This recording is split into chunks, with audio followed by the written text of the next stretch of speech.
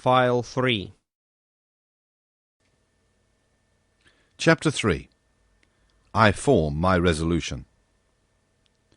3 seconds before the arrival of J.B. Hobson's letter, I no more thought of pursuing the Unicorn than of attempting the passage of the North Sea. 3 seconds after reading the letter of the Honourable Secretary of Marine, I felt that my true vocation, the sole end of my life, was to chase this disturbing monster and purge it from the world. But I had just returned from a fatiguing journey, weary and longing for repose. I aspired to nothing more than again seeing my country, my friends, my little lodging by the Jardin des Plantes, my dear and precious collections. But nothing could keep me back. I forgot all, fatigue, friends, and collections, and accepted without hesitation the offer of the American government. Besides, thought I, all roads lead back to Europe, and the Unicorn may be amiable enough to hurry me towards the coast of France. This worthy animal may allow itself to be caught in the seas of Europe for my particular benefit, and I will not bring back less than half a yard of his ivory halberd to the Museum of Natural History. But in the meanwhile I must seek this narwhal in the North Pacific Ocean, which, to return to France, was taking the road to the Antipodes. "Conseil!" I called in an impatient voice. Conseil was my servant, a true, devoted Flemish boy, who had accompanied me in all my travels. I liked him, and he returned the liking well. Conseil had followed me for the last 10 years, wherever science led. This boy was 30 years old, and his age to that of his master as 15 to 20. May I be excused for saying that I was 40 years old? But Conseil had one fault. He was ceremonious to a degree, and would never speak to me but in the third person, which was sometimes provoking. "Conseil," said I again, beginning with feverish hands to make preparations for my departure. Conseil appeared. "Did you call, sir?" said he, entering. "Yes, my boy. Make preparations for me, and yourself too. We leave in 2 hours. "As you please, sir," replied Conseil quietly.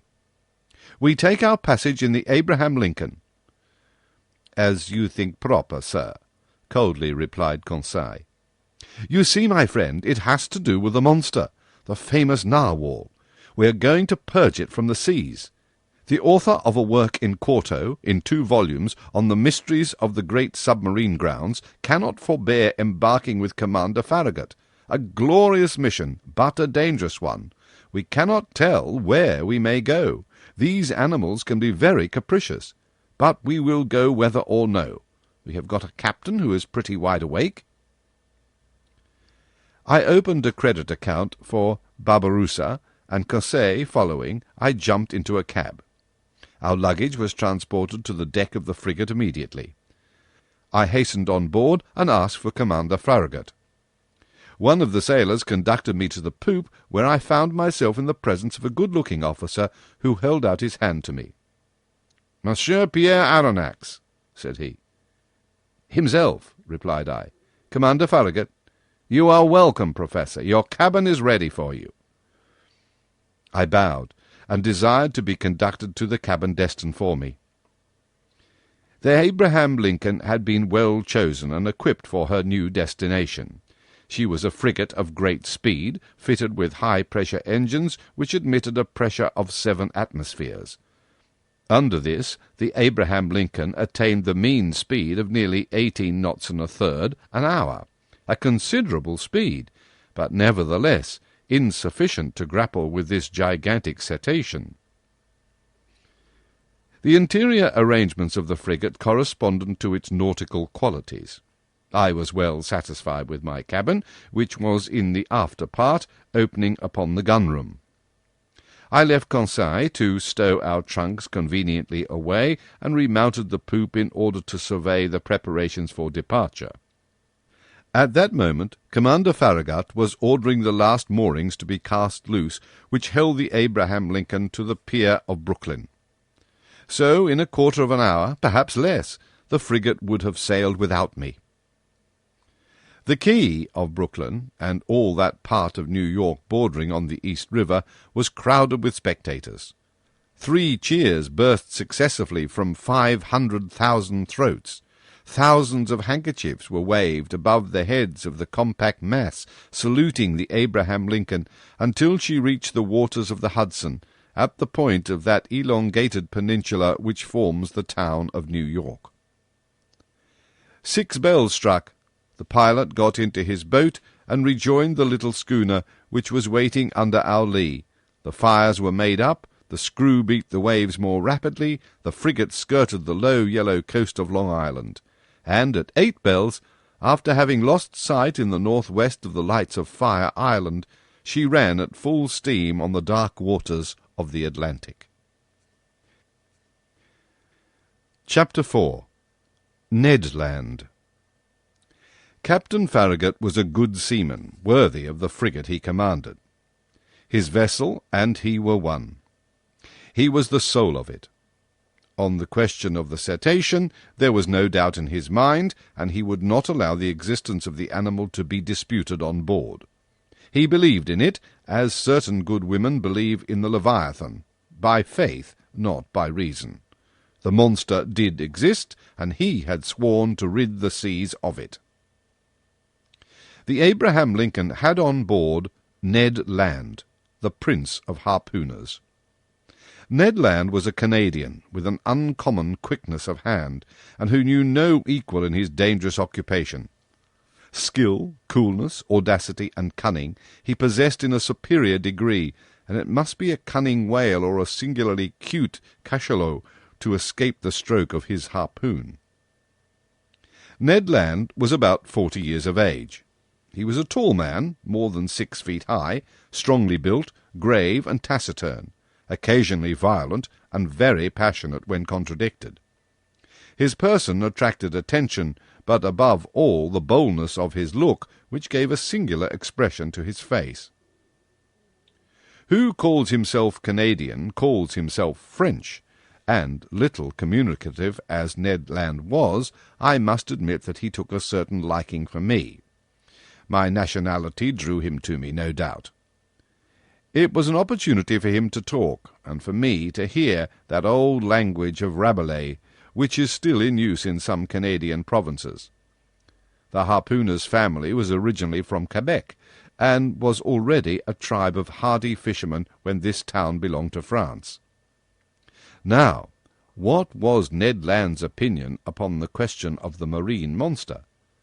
I must admit that he did not believe in the unicorn, and was the only one on board who did not share that universal conviction.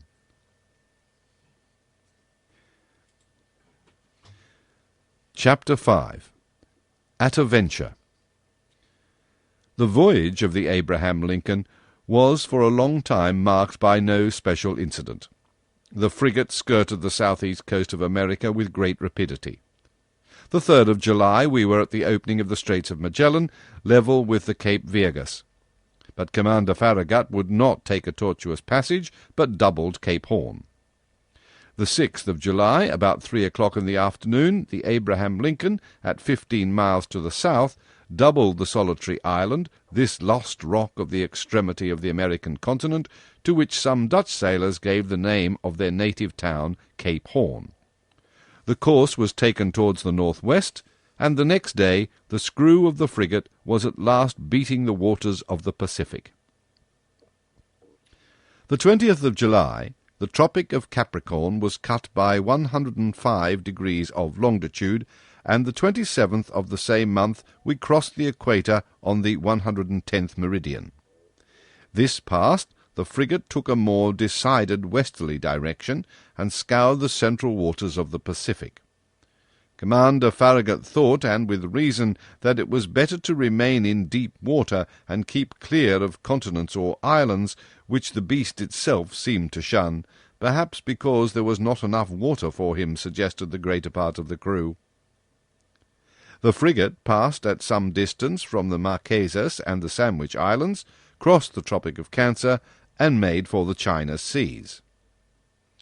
Now the frigate was in 31 degrees 15 minutes north latitude and 136 degrees 42 minutes east longitude. The coast of Japan still remained less than 200 miles to leeward.